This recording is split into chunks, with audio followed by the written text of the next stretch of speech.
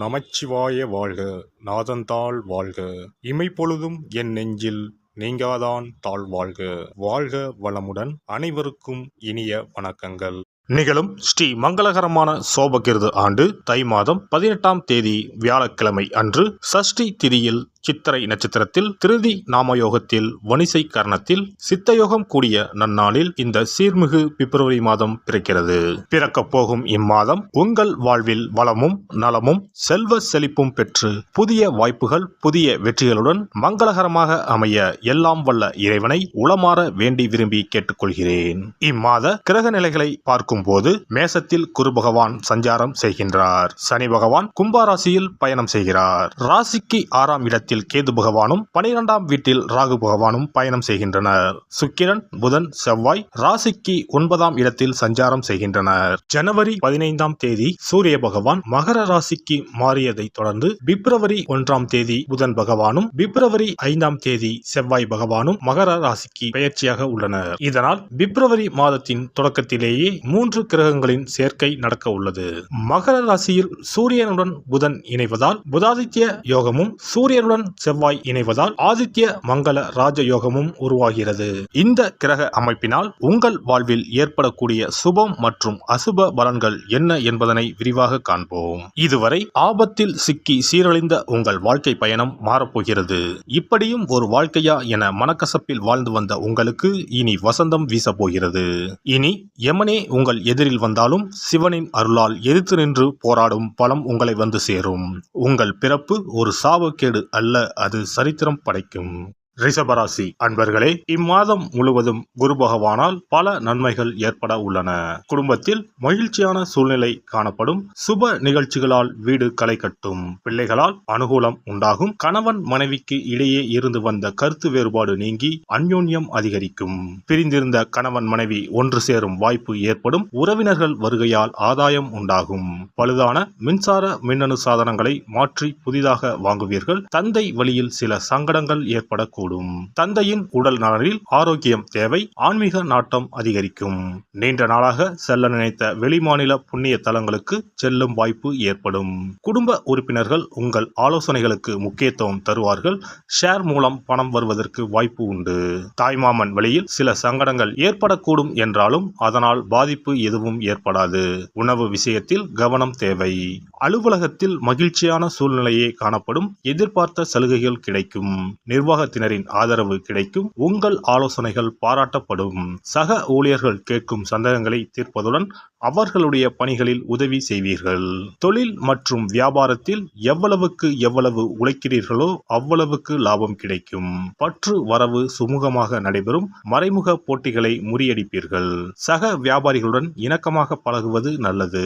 கலைத்துறையை சேர்ந்த அன்பர்களுக்கு மாத முற்பகுதியில் பெரிய நிறுவனங்களில் இருந்து அழைப்பு வரும். அரசாங்கத்தால் கௌரவிக்கப்படுவீர்கள். படப்பிடிப்பு தொடர்பாக வெளிமாநில வெளிநாட்டு பயணம் மேற்கொள்ள நேரிடும். மாணவ மாணவியருக்கு கஷ்டப்பட்டு படித்தால் மட்டுமே தேர்வுகளில் நல்ல மதிப்பெண்கள் பெற முடியும். நண்பர்களுடன் பழகுவதில் மிகவும் கவனம் தேவை. சந்தேகங்களை அவ்வப்போது ஆசிரியர்களிடம் கேட்டு தெரிந்து கொள்வது நல்லது. குடும்பத்தை நிர்வகிக்கும் பெண்களுக்கு சற்று சிரமம் தரும் மாதமாக இருக்கும். ஆனாலும் பெரிய அளவில் பாதிப்பு எதுவும் இருக்காது. அலுவலகத்துக்கு செல்லும் பெண்மணிகளுக்கு அலுவலகத்தில் பணிச்சுமை அதிகரிக்கும். இம்மாதம் சாதகமான நாட்கள் 6, 7, 9 மற்றும் 10. சந்திராஷ்டம நாட்கள் 1 மற்றும் 2. அதிர்ஷ்ட எண்கள் 5, 7, 9. வழிபட வேண்டிய தெய்வம் சூரியன் மற்றும் தட்சிணாமூர்த்தி. பரிகாரம்: ஞாயிற்றுக்கிழமைகளில் சூரியனுக்கு செம்பருத்தி மாலை அணிவித்து அர்ச்சனை செய்வதும் வியாழக்கிழமைகளில் தட்சிணாமூர்த்திக்கு மஞ்சள் மலர்களால் அர்ச்சனை செய்வதும் நன்மை தரும். சிறப்பு பரிகாரம் மற்றும் ஆலய தரிசனம். புத்திர பாக்கியம் என்பது திருமணமாகி பல ஆண்டுகள் ஆகியும் புத்திர பாக்கியமே ஏற்படாத நிலை. புத்திர தோஷம் என்பது ஒவ்வொரு லக்னத்திற்கும் வேறுபடும். பொதுவாக எந்த லக்கணமாக இருந்தாலும் 5ஆம் இடம்தான் புத்திரஸ்தானத்தை குறிக்கும். எனவே அந்த 5ஆம் இடத்தை முக்கியமாக பார்க்க வேண்டும். சேர்த்து வைத்த புண்ணியம்தான் குழந்தையாக பிறக்கும் என்று பழமொழி உண்டு. அந்த வகையில் 5ஆம் இடம் பூர்வ புண்ணிய ஸ்தானமாகவும் திகழ்கிறது. தாய்மாமன் தாய்வழி உறவுகள் ஆகியவற்றை குறிப்பதும் 5ஆம் இடம்தான். 5ஆம் இடத்தில் பாவக்கிரகங்கள் அதாவது ராகு செவ்வாய் சனி அல்லது சூரியன் அமர்ந்தால் ஒரு சிலருக்கு குழந்தை பாக்கியம் இல்லாமல் போகும் அல்லது தாமதமாக கிடைக்கும். ஒருவேளை 5ஆம் இடத்தில் உள்ள பாவக்கிரகங்களை சுப கிரகங்கள் பார்த்தால் குழந்தை பாக்கியம் கிடைக்கும் என்பது நம்பிக்கை. இனி புத்திர பாக்கியம் பெறுவதற்கான ஆலய வழிபாடுகளை பார்ப்போம். செவ்வாய் பகவானின் அம்சமாக கருதப்படும் முருகப்பெருமான் வழிபாட்டை தவறாமல் செய்பவர்களுக்கு நிச்சயமாக புத்திர பாக்கியம் கிடைக்கும். குரு பகவான் வீற்றிருக்கும் தலங்கள் அனைத்தும் சிறப்பு வாய்ந்தவைதான். ஆலங்குடி குருஸ்தலம், திட்டை குருஸ்தலம் சிறப்பான பலன்களை கொடுக்கும் ஆலயங்களாகும். அது மட்டுமல்லாமல் சிதம்பரம் அருகே இருக்கக்கூடிய ஓமாம்புலியூர் துயர்தீர்த்தநாதர் ஆலயமும் குரு பகவானின் ஸ்தலமாகும். இந்த ஆலயங்களுக்கு சென்று தரிசித்து வருவதன் மூலம் புத்திர பாக்கியம் நிச்சயமாக கிடைக்கும் என்பதை உறுதியாகவே சொல்லிக் கொள்கிறேன். மேலும் வைத்தீஸ்வரன் கோவில் அனைத்து விதமான நோய்களையும் தீர்க்கும் ஆலயம். இது செவ்வாய் பரிகார ஸ்தலம். எனவே நல்ல சத்தான அறிவு கூர்மை மிக்க குழந்தை பாக்கியம் வேண்டுபவர்கள் இந்த ஆலயத்திற்கு சென்று வந்தால் குழந்தை பாக்கியம் பெறுவதற்கு உண்டான தடைகளை நீக்கி புத்திர பாக்கியத்தை நிச்சயம் அருள்வார் வைத்தியநாத சுவாமி. மேலும் கருவின் உருவாக இருக்கும் கருமாரியம்மன் ஆலயங்கள் அனைத்தும் புத்திர பாக்கியம் நல்கும் ஆலயங்களே.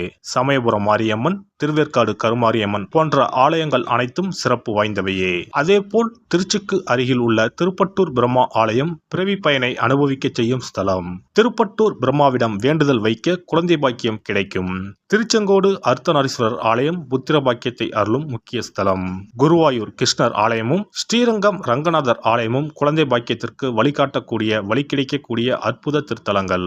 இந்த ஆலயங்களில் துலாபாரம் என்னும் வேண்டுதல் வைத்து வந்தால் குழந்தை பாக்கியம் உடனே கிடைக்கும். குழந்தை பேறு பெற்ற லட்சக்கணக்கான பேர் இங்கு வந்து நேர்த்தி கடன் செலுத்துவதை தினந்தோறும் காணலாம். அதேபோல் அத்தி மரத்தை நட்டு வளர்த்து வருவதும் அத்தி மரத்தை பேணி காப்பதும் குழந்தை பாக்கியத்தை தரும். தான தர்மங்களும் புத்திர பாக்கியத்தை தரும். அக்கம் பக்கம் உள்ள குழந்தைகளுக்கு உணவு வழங்குதல், இனிப்புகள் வழங்குதல் போன்ற செயல்கள் புத்திர பாக்கியத்தை தரக்கூடியதாகும். துர்க்கை வழிபாடும் முருகப்பெருமான் வழிபாடும் சிறந்த பரிகார முறைகள். அதிகாலை நேரத்தில் அரச மரத்தை 48 முறை சுற்றி வருவதன் மூலமும் குழந்தை பாக்கியம் நிச்சயம் உண்டாகும். எறும்பு புற்றுக்கு வெல்லம் பொட்டுக்கடலை கலந்து தருவதால் 1000 பேருக்கு அன்னதானம் செய்த பலன் வந்து சேரும். கர்ப்பிணிகளுக்கு அவர்கள் விரும்புவதை வாங்கி கொடுத்து அவர்களை மகிழ்ச்சிப்படுத்துவதன் மூலம் அவர்களுடைய ஆசீர்வாதம் கிடைக்க பெற்று குழந்தை பாக்கியம் கிடைக்கும் என்பது உண்மை. புத்திர தோஷம் உள்ளவர்கள் முதியோர் காப்பகங்களில் உள்ள முதியோருக்கு உணவு உடை வழங்கி அவர்களின் ஆசியை பெற்றால் புத்திர பாக்கியம் கிடைக்கும்.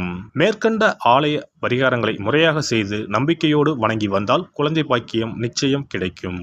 எல்லாம் வல்ல இறையருளால் நீங்களும் உங்கள் அன்பு குடும்பமும் உடல் நலம், நீலாயுள், நிறை செல்வம், உயர் புகழ், மெய்ஞானம் ஓங்கி வாழ்க வளமுடன். இந்த வீடியோ உங்களுக்கு பிடிச்சிருந்தா லைக் பண்ணுங்க, ஷேர் பண்ணுங்க அண்ட் சப்ஸ்கிரைப் பண்ணுங்க. பக்கத்துல இருக்க பெல் ஐகானை கிளிக் பண்ணுங்க. நன்றி, வணக்கம், வாழ்க வளமுடன்.